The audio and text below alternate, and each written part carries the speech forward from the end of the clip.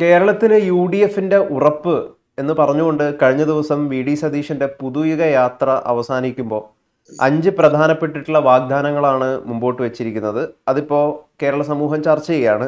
അതിൽ സ്ത്രീകൾക്ക് കെ.എസ്.ആർ.ടി.സി ബസ്സുകളിൽ സൗജന്യ യാത്ര, കോളേജ് വിദ്യാർത്ഥികൾക്ക് പ്രതിമാസം 1000-ഓളം വരുന്ന രൂപ നൽകും, സാമൂഹിക ക്ഷേമ പെൻഷൻ 3000 രൂപയായി ഉയർത്തും തുടങ്ങിയ ഒട്ടനവധി കാര്യങ്ങളുണ്ട്. അപ്പോൾ കഴിഞ്ഞ ദിവസം വി.ഡി. സതീശൻ പറയുകയും ചെയ്തു, നമുക്ക് വേണ്ടത് കേരള മോഡൽ എന്ന് പറയുന്നത് പുതിയ തരത്തിലുള്ളൊരു കേരള മോഡലാണ്. LDF മുമ്പോട്ട് വെച്ചിരിക്കുന്ന, അല്ലെങ്കിൽ അവർ എപ്പോഴും പറഞ്ഞുകൊണ്ടിരിക്കുന്ന ഒരു കേരള മോഡൽ എന്ന് പറയുന്നത് പഴകിപ്പോയിരിക്കുന്നു. പുതിയൊരു കേരള മോഡലാണ് UDF മുമ്പോട്ട് വയ്ക്കുന്ന ഉറപ്പെന്നാണ് അദ്ദേഹം പറയുന്നത്. അപ്പം അങ്ങ് എങ്ങനെയാണ് ഇതിനെ വിലയിരുത്തുന്നത്? ക്ഷേമ പരിപാടികൾക്ക് ഊന്നൽ കൊടുത്തുകൊണ്ടുള്ള ഒരു രാഷ്ട്രീയം കഴിഞ്ഞ കുറച്ച് വർഷങ്ങളായിട്ട് ഇന്ത്യയിൽ തുടങ്ങിയിട്ട് ആദ്യം ഇത് കൊണ്ടുവരുന്നത് അരവിന്ദ് കെജ്രിവാളാണ് ഡൽഹിയിലെ. അത് അവിടെ ഇലക്ഷനിൽ അത്ഭുതങ്ങൾ സൃഷ്ടിച്ചു. പിന്നീട് കോൺഗ്രസും BJPയും ഇത് പല സംസ്ഥാനങ്ങളിലും ആവർത്തിച്ചു. പിന്നെ BJPയുടെ ലാഡ്ലി ബഹൻ, പിന്നെ അതുപോലെ തന്നെ കോൺഗ്രസ് നിരവധി പരിപാടികൾ പല സംസ്ഥാനത്തും. കർണാടകത്തില് ഇതുപോലെ സ്ത്രീകൾക്ക് ഒരുപാട് സൗജന്യങ്ങൾ കൊടുക്കുന്നുണ്ട്. ബസ് യാത്ര കർണാടകത്തിൽ സൗജന്യമാണെന്നാണ് ഞാൻ മനസ്സിലാക്കുന്നത്. എന്തായാലും സതീശന്റെ പുതിയുഗ യാത്രയല്ലയോ ആ യാത്രയുടെ പേര്? പുതിയുഗ യാത്ര അവസാനിച്ച ഇന്നലെ തിരുവനന്തപുരത്ത് വെച്ച് ലോക്സഭയിലെ നമ്മുടെ പ്രതിപക്ഷ നേതാവ് രാഹുൽ ഗാന്ധി നടത്തിയ പ്രസ്താവന അതൊരു വഴിത്തിരിവാണെന്ന് തന്നെയാണ് ഞാൻ കരുതുന്നത്. കാരണം ക്ഷേമ പദ്ധതികൾക്ക് പ്രസക്തി ഉണ്ട് എന്ന് വിശ്വസിക്കുന്ന ഒരു വ്യക്തിയാണ് ഞാൻ. ചില ആൾക്കാരൊക്കെ പറയും അത് ചീപ്പ് പോപ്പുലാരിറ്റിയാണ്. ഈ നാട്ടിലെ വലിയ മന്ത്രിമാരും മറ്റുള്ളവരും ഒക്കെ എന്തെല്ലാം ആനുകൂല്യമാണ് അവർക്ക് കിട്ടുന്നത്. ഇപ്പൊ ദിവസങ്ങൾ മന്ത്രിയുടെ സ്റ്റാഫായിട്ടിരിക്കുന്നവർക്ക് വലിയ പെൻഷനുണ്ട്, നല്ല പെൻഷനുണ്ട്. മന്ത്രിമാർക്ക് ചികിത്സയ്ക്ക് എല്ലാവരും, നമ്മുടെ മുഖ്യമന്ത്രി സ്ഥിരമായിട്ട് മയോ ക്ലിനിക്കിലാണ് പോകുന്നത്. അപ്പോ ഒരു കുടുംബത്തിന് എനിക്ക് ഇപ്പം 25 ലക്ഷം രൂപയുടെ ഇൻഷുറൻസ് കവറേജാണ് ഈ ഒരു ഓഫറിൽ വാഗ്ദാനം ചെയ്യും. ഇപ്പം ഗൗതം പറഞ്ഞ ബാക്കി വാഗ്ദാനങ്ങളെക്കാളൊക്കെ ഞാൻ വിലമതിക്കുന്ന വാഗ്ദാനം ഈ കുടുംബത്തിന് കൊടുക്കുന്ന ഈ ഇൻഷുറൻസ് കവറേജ് ആണ്. കാരണം കേരളത്തിലെ പൊതു ആരോഗ്യ മേഖല, പബ്ലിക് ഹെൽത്ത് അമ്പെ പരാജയപ്പെട്ടിരിക്കുന്നു. അങ്ങനെ പരാജയപ്പെട്ടിരിക്കുന്ന കേരളത്തിന്റെ ആരോഗ്യ മേഖലയെ ഇപ്പോ ആശ്രയിക്കാൻ പലരും മടിക്കുകയാണ്. അതായത് സർക്കാർ മെഡിക്കൽ കോളേജ് ആശുപത്രികളൊക്കെ ഞെട്ടിപ്പിക്കുന്ന വാർത്തയാണ്. തിരുവനന്തപുരം മെഡിക്കൽ കോളേജ് ആശുപത്രിയിൽ കുറച്ചു നാളിന് മുമ്പ് അവിടെ യൂറോളജി വിഭാഗത്തിന്റെ തലവനായിരുന്ന ഡോക്ടർ ഹാരിസ് ചിറക്കൽ അദ്ദേഹം ഒരു വസ്തുത പറഞ്ഞു. അതായത് അവിടെ പലപ്പോഴും ഉപകരണങ്ങൾ ഇല്ലാത്ത കാരണം രോഗികളുടെ അടിയന്തര ശസ്ത്രക്രിയകളൊക്കെ നീക്കി വെക്കുക. അപ്പൊ ഇത് നമുക്ക് ചിന്തിക്കാവുന്നതിനപ്പുറത്തേക്കുള്ള ഒരു ദയനീയാവസ്ഥയിലാണ് കേരളത്തിലെ പൊതു ആരോഗ്യ മേഖല. പഴയ കാലത്ത് കരുണാകരനൊക്കെ മുഖ്യമന്ത്രിയായിരുന്ന കാലത്ത് എന്ത് പ്രശ്നം ഉണ്ടെങ്കിലും മന്ത്രിമാരൊക്കെ തിരുവനന്തപുരം മെഡിക്കൽ കോളേജിൽ പോയിട്ടാണ് ചികിത്സ നേടിയിരുന്നത്. ഇന്ന് തിരുവനന്തപുരം മെഡിക്കൽ കോളേജിൽ ചികിത്സയ്ക്ക് പോകാൻ മന്ത്രി വീണ ജോർജ് പോലും ഇവിടെ കണ്ണൂരിൽ നിന്ന് ഒരു റഫർ ഇങ്ങോട്ട് ചെയ്തിട്ട് വീണ ജോർജ് ഇവിടെ വന്നില്ല എന്നാണ് ഞാൻ മനസ്സിലാക്കുന്നത്. മുഖ്യമന്ത്രി എന്നെങ്കിലും നമ്മുടെ പിണറായി വിജയൻ തിരുവനന്തപുരം മെഡിക്കൽ കോളേജ് ചികിത്സ നേടാറുണ്ടോ? ഞാനിതുവരെ കേട്ടിട്ടില്ല.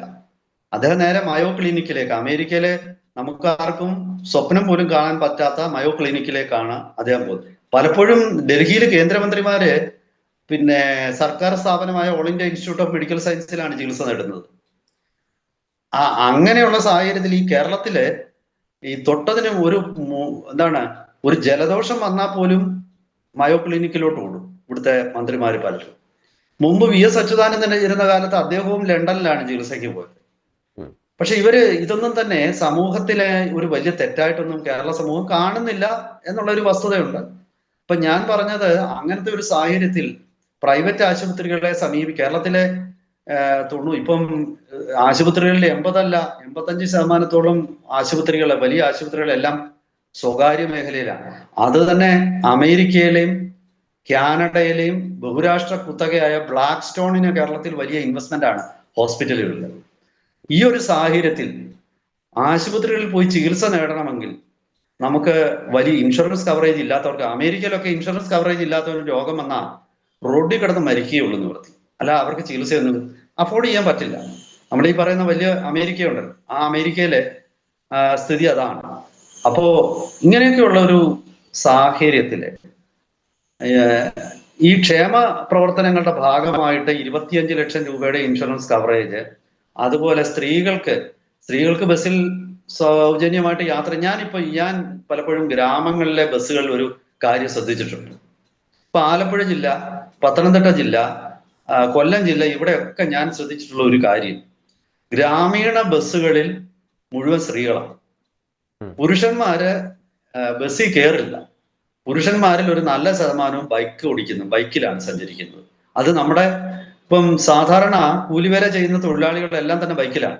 മത്സ്യത്തൊഴിലാളികൾ തൊട്ട് നിർമ്മാണ മേഖലയിലെ തൊഴിലാളികൾ തൊട്ട് പറമ്പിൽ അധ്വാനിക്കുന്ന അല്ലെങ്കിൽ പാടത്ത് അധ്വാനിക്കുന്നവരൊക്കെ തന്നെ ബൈക്കിലാണ് സഞ്ചരിക്കുന്നത്. ടൂ വീലർ ഇല്ലാത്ത ആൾക്കാർ കേരളത്തിൽ ഉണ്ടെന്ന് എനിക്ക് തോന്നുന്നില്ല.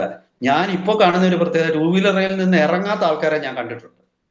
അതായത് അവരുടെ വീട്ടിൽ നിന്ന് തൊട്ട് 100 മീറ്റർ അപ്പുറത്തുള്ള കടയിലേക്ക് പോകുന്നതിൽ ടൂ വീലറിൽ പോയിട്ട് അതിലിരുന്നുകൊണ്ട് കടക്കാരുടെ കയ്യിൽ നിന്ന് സാധനം വാങ്ങിക്കും. അങ്ങനത്തെ ഒരു ജനറേഷനാണ്. പക്ഷെ സ്ത്രീകൾ അങ്ങനെയല്ല. സ്ത്രീകൾ ഇപ്പോഴും ബസ്സിനെ ആശ്രയിക്കുന്നു. അപ്പൊ സ്വാഭാവികമായിട്ടും സ്ത്രീകൾക്ക് സൗജന്യ യാത്ര അതിൽ പ്രസക്തിയുണ്ട്. കോളേജിൽ വിദ്യാർത്ഥിനികൾക്ക് ഉള്ള അലവൻസുകള്, അങ്ങനെ മറ്റ് ക്ഷേമ പെൻഷനുകളുടെ വർധനവ്, ഈ ക്ഷേമ പെൻഷനുകളൊക്കെ കൊണ്ട് ജീവിക്കുന്ന ഒരു ചെറിയ ശതമാനം ആൾക്കാർ കേരളത്തിലുണ്ട്. അപ്പൊ തീർച്ചയായിട്ടും സർക്കാരിന്റെ പണം അവർക്കൂടൊക്കെ ഒന്ന് കിട്ടട്ടെ, അതിൽ വലിയ തെറ്റൊന്നുമില്ല എന്ന് തന്നെയാണ് എൻ്റെ വളരെ കൃത്യമായ അഭിപ്രായം. ക്ഷേമ പ്രവർത്തനങ്ങൾ സർക്കാരുകളെ അല്ലെ സമൂഹത്തെ എങ്ങനെ മാറ്റും എന്ന് നമ്മളെ കാണിച്ചു തന്നത് എം ജി രാമേന്ദ്രനാണ്. എം ജി രാമേന്ദ്രനാണ് സ്കൂളുകളിൽ ആദ്യമായിട്ട് ഈ ഭക്ഷണം വിദ്യാർത്ഥികൾക്ക് വിതരണം ചെയ്തത്. തമിഴ്നാടിന്റെ മൊത്തത്തിലുള്ള സാമൂഹിക സാമ്പത്തിക ഘടനയെ അത് മാറ്റും. അത് ആദ്യം ആ പ്രവൃത്തി കൊണ്ടുവന്നപ്പോ അതൊരു ചീപ്പ് പോപ്പുലാരിറ്റി ആയിട്ട് അതിനെ എതിർത്ത വലിയ സാമ്പത്തിക ശാസ്ത്രജ്ഞന്മാരുണ്ട്. അപ്പൊ അവരൊക്കെ പറഞ്ഞു, ഇതൊന്നുമല്ല, അടിസ്ഥാന സൗകര്യങ്ങൾ വികസിപ്പിക്കുകയാണ് ചെയ്യേണ്ടത്, അടിസ്ഥാന മേഖലയിൽ ഇൻവെസ്റ്റ്മെന്റ് നടത്തണം എന്നൊക്കെ പറഞ്ഞ ആൾക്കാർ തന്നെ ഞെട്ടിപ്പോയി. അവർക്ക് ആ കാലഘട്ടത്തിൽ എനിക്ക് തോന്നുന്നു ജയലളിതയാണെന്ന് തോന്നുന്നു, സ്ത്രീകൾക്ക് 2 സാരി ഒരു വർഷം കൊടുക്കുമെന്ന് പറഞ്ഞാൽ പലരും പുച്ഛിച്ചിരിച്ചു. പക്ഷേ തമിഴ്നാട്ടിലെ ഗ്രാമാന്തരങ്ങളിൽ ഒരു വർഷം 2 സാരി മതിയാവും ഒരു സ്ത്രീക്ക്. അങ്ങനെയുള്ള ആൾക്കാരുണ്ട്. നിങ്ങള് രാവിലെ ഒന്നും വൈകിട്ടൊന്നും രാത്രിയിലൊന്നും ഉടുക്കുന്ന സ്ത്രീകളെ അല്ല ഈ പദ്ധതികളൊന്നും ലക്ഷ്യമാക്കുന്നത്. സമൂഹത്തിൽ ഇപ്പോഴും പാവപ്പെട്ടവരുണ്ട്. അവരുടെ പേര് മാറി. പണ്ട് സമ്പന്നരായ പലരും ഇന്ന് ദുർബലരായിട്ടുണ്ട്. പണ്ട് ദുർബലരായ പലരും ഇന്ന് സമ്പന്നരായിട്ടുണ്ട്. അങ്ങനെയൊക്കെ സംഭവിച്ചിട്ടുണ്ട്. പക്ഷേ ദരിദ്രരില്ലാതായിട്ടില്ല. അതിദരിദ്രരില്ല എന്നൊക്കെ പിണറായി ചുമ്മാതെ പറയുകയാണ്. പിണറായി ഇപ്പൊ നിങ്ങൾ നോക്കിയോ, സമാനമായ പ്രഖ്യാപനങ്ങളുമായിട്ട് ഇടതുമുന്നണിയും വരും. എന്തായാലും ജനങ്ങൾക്ക് നല്ലതാണ്. ഈ കേരളത്തിലെ ജനങ്ങൾക്ക് മാത്രമാണ് ഇത്തരം സൗകര്യങ്ങൾ കിട്ടാതിരുന്നത്. ബാക്കി സംസ്ഥാനങ്ങളിലൊക്കെ തന്നെ ഇപ്പൊ പലതും സർക്കാർ സേവനങ്ങൾ വലിയ രീതിയിൽ സബ്സിഡൈസ്ഡ് ആണ്. ഇപ്പം വെള്ളം, ഇലക്ട്രിസിറ്റി, കേരളത്തിൽ എല്ലാത്തിനും കൊള്ളയടിക്കുകയാണ്. ഇടത് സർക്കാർ എന്ന് പറയുന്ന ഈ സർക്കാർ കൊള്ളയടിച്ച് അവരുടെ ആൾക്കാർക്കും പാർട്ടിക്കാർക്കും പാർട്ടി ബന്ധുക്കൾക്കും ഒക്കെ മാത്രമാണ്. ഭർത്താവ് സംസ്ഥാന സെക്രട്ടറി ആയാൽ ഭാര്യയ്ക്ക് ഉടനെ MLA സ്ഥാനം, സീറ്റ് കിട്ടും. അതാണല്ലോ ഇന്നത്തെ സ്ഥിതി. അത് പാർട്ടിക്കാര് പണ്ടൊക്കെ പാർട്ടിയിൽ നിന്ന് വിട്ടുപോകുന്ന പലവട്ടം ആലോചിച്ചു. ഇന്നൊന്നും ആലോചിക്കാനില്ല. ഉറങ്ങി എഴുന്നേറ്റ് കഴിയുമ്പോൾ CPM നിന്ന് മാറി BJP ചേരും, അല്ലെ CPM നിന്ന് മാറി കോൺഗ്രസിൽ ചേരും. ഇതൊക്കെ ഈ ജനക്ഷേമ പരിപാടികൾ കേരളം കണ്ട കാലം മറന്നു. ചോദിക്കുന്നു, ഇവിടെ UDF നേരിടുന്ന ചില വെല്ലുവിളികൾ അടുത്തിടെ ആളുകൾ ഉയർത്തി കാണിക്കുകയുണ്ടായി. അതായത് ഏറ്റവും പ്രധാനപ്പെട്ടത് പറയുന്നത് വികസന പ്രവർത്തനങ്ങൾ വളരെ കൃത്യമായിട്ട് LDFന് ചെയ്യാൻ സാധിക്കുന്നു എന്നുള്ളതാണ്. ഇപ്പം ഗെയിൽ പൈപ്പ് ലൈൻ പോലുള്ള പദ്ധതികൾ, ദേശീയപാത വികസനം, അതേപോലെ വിഴിഞ്ഞം തുറമുഖം പ്രൊജക്റ്റുമായി ബന്ധപ്പെട്ടിട്ടുള്ള മുമ്പോട്ട് പോക്ക്. ഇപ്പോൾ ഏറ്റവും വലിയ രീതിയിൽ അവർ ഉയർത്തി കാണിക്കുന്നതാണ് മുണ്ടക്കൈ ചൂരൽമലയിലെ ടൗൺഷിപ്പ് പ്രൊജക്റ്റ്. വളരെ പെട്ടെന്ന് തന്നെ 148 വീടുകൾ നമുക്ക് വെച്ച് നൽകാനായിട്ട്, വീടും പട്ടയവും കൊടുക്കാനായിട്ട് നൽകി എന്നുള്ളത്. അപ്പോൾ ഇത്തരത്തിലുള്ള വികസന പ്രവർത്തനങ്ങളുമായിട്ട് പിണറായി മുമ്പോട്ട് പോകുമ്പോൾ എന്ത് കുറ്റപ്പെടുത്തലുകൾ അല്ലെങ്കിൽ എന്ത് കുറവുകൾ കാണിച്ചുകൊണ്ട് വോട്ട് നേടാൻ പറ്റുമെന്ന് പറയുന്ന ഒരു പ്രതിസന്ധി UDF നേരിടുന്നുണ്ടോ, കോൺഗ്രസ് നേരിടുന്നുണ്ടോ? അത് ഗൗതം പറഞ്ഞത് അതൊരു CPM-ന്റെ ക്യാപ്സൂളാണ് അതിൽ ഭൂരിഭാഗവും. ഇപ്പൊ എന്നോട് ചോദിച്ച ചോദ്യത്തില്, കാരണം വിഴിഞ്ഞം പോർട്ട് എങ്ങനെയാണ് ഈ സംസ്ഥാന സർക്കാരിന്റെ പദ്ധതി ആവുന്നത്? അത് പറ. സംസ്ഥാന സർക്കാർ എന്തോ അവിടെ മുടക്കിയിരിക്കുന്നത്? വിഴിഞ്ഞം പോർട്ടിലെ ആദ്യ ഘട്ടത്തിൽ 10,000 കോടി രൂപ മുടക്കിയതിൽ സംസ്ഥാന സർക്കാരിൻ്റെത് 3,000 കോടി എന്നുള്ള രീതിയിലേക്കാണ്. അത് ഈ പദ്ധതി കൊണ്ടുവന്നത് സംസ്ഥാന സർക്കാരല്ല. ആ പദ്ധതി ഒരു സ്വകാര്യ മേഖലയുടെ പദ്ധതിയാണ്. അതാണ് ഇപ്പൊ രണ്ടാം ഘട്ടം തുടങ്ങിയപ്പോൾ 10,000 കോടിയും അവർ തന്നെയാണ് മുടക്കുന്നത്. വലിയ ഏറ്റവും കൂടുതൽ തുക അവരാണ്. വളരെ ചെറിയ രീതിയിൽ സംസ്ഥാന സർക്കാർ മുടക്കുന്നുള്ളൂ. വരുന്ന ഘട്ടങ്ങളിലെ വികസനത്തിനെല്ലാം 80-90% അവരുടെ ഭാഗത്തു നിന്നായിരിക്കും മുതൽ മുടക്കുന്നത്. ഒന്നാമത്തെ വിഷയം. രണ്ടാമത്, ഈ പിന്നെ നാഷണൽ ഹൈവേയുടെ വികസനം എന്ന് പറയുന്നത് കേന്ദ്ര സർക്കാരാണ് ബഹുഭൂരിപക്ഷം തുകയും മുടക്കിയിരിക്കുന്നത്.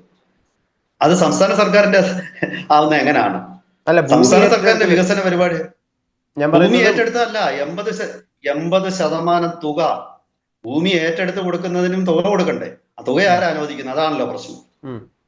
പിന്നെ മൂന്നാമത് എന്തായിരുന്നു ഗൗതം എന്നോട് പറഞ്ഞത്? ഒന്ന്, അത് കേന്ദ്ര സർക്കാരിന്റെ പദ്ധതിയാണ്.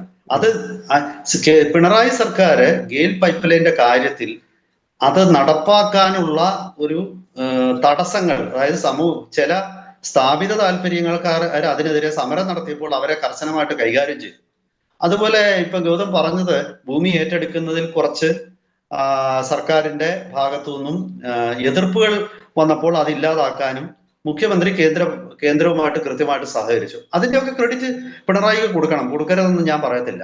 പിന്നെ മുണ്ടക്കൈ ചൂരൽമലയിലെ പ്രോജക്റ്റ് കൃത്യമായിട്ട് നടപ്പാക്കിയെങ്കിൽ തീർച്ചയായിട്ടും പിണറായി അതിനുള്ള ഒരു അഭിനന്ദനം അർഹിക്കുന്നു.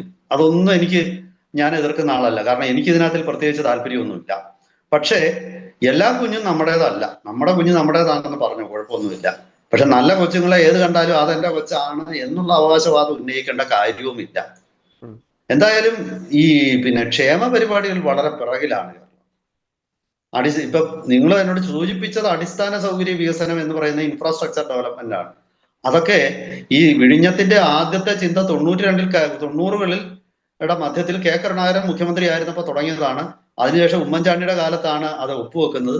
പിന്നീട് പിണറായി സർക്കാർ വന്നപ്പോൾ തീർച്ചയായിട്ടും അവരതിനെ എതിർത്തില്ലെന്ന് മാത്രമല്ല, കൃത്യമായിട്ട് അദാനിയുമായിട്ട് സഹകരിച്ച് അത് കാര്യങ്ങൾ വേഗത്തിലാക്കി. പക്ഷെ അതേസമയം തന്നെ വിഴിഞ്ഞം ആയിട്ട് ഒരു റെയിൽ ലിങ്ക് കൊണ്ട് മുഖ്യ റെയിൽപാതയുമായിട്ട് കണക്ട് ചെയ്യാം. അതൊന്നും ശരിയായിട്ടില്ല. ഇതിന്റെ പ്രയോജനം ലഭിക്കണമെങ്കിൽ എക്സ്ക്ലൂസീവ് എക്കണോമിക് സോൺ ഉണ്ടാവണം. അതിന് ഭൂമിയില്ല. അത് തമിഴ്നാടാണ് വലിയ നേട്ടം ഉണ്ടാക്കുന്നത് ഇതൊക്കെ കൊണ്ട്. പറയാനാണെങ്കിൽ രാപകൽ സംസാരിക്കാൻ ഒരുപാട് കാര്യമുണ്ട്. ഞാൻ ഇപ്പൊ സമയം കഴിഞ്ഞു, അതുകൊണ്ട് ഞാൻ കൂടുതൽ പോകുന്നില്ല. എന്തായാലും ശരി, ഇതൊരു പുതിയ തുടക്കമാണ്. ക്ഷേമ പദ്ധതികൾ രാഹുൽ ഗാന്ധി പ്രഖ്യാപിച്ചതിനോട് അത് 100% പ്രസക്തി ഉണ്ട് എന്ന് തന്നെയാണ് ഞാൻ വിശ്വസിക്കുന്നത്. തീർച്ചയായിട്ടും അതിന്റെ ഒരു ഇമ്പാക്ട് ഇലക്ഷനിൽ ഉണ്ടാവും. ഇല്ലെന്നൊക്കെ പറയുന്നത് പല ആൾക്കാരും ഡൽഹിയില് ആദ്യം BJP പറഞ്ഞിരുന്നു ഈ കേജ്രിവാളിന്റെ ക്ഷേമ പദ്ധതികളൊന്നും നടക്കത്തില്ലെന്ന്. പക്ഷെ അതൊക്കെ നടന്നു കഴിഞ്ഞപ്പം രാജസ്ഥാനിൽ ആദ്യമായിട്ട് BJP പ്രഖ്യാപിച്ചു. ഇപ്രാവശ്യം ഡൽഹിയിൽ വീണ്ടും BJP പ്രഖ്യാപിച്ചു. മധ്യപ്രദേശിൽ പ്രഖ്യാപിച്ചു. മഹാരാഷ്ട്ര ഇലക്ഷനിലും അത് പ്രഖ്യാപിച്ചു.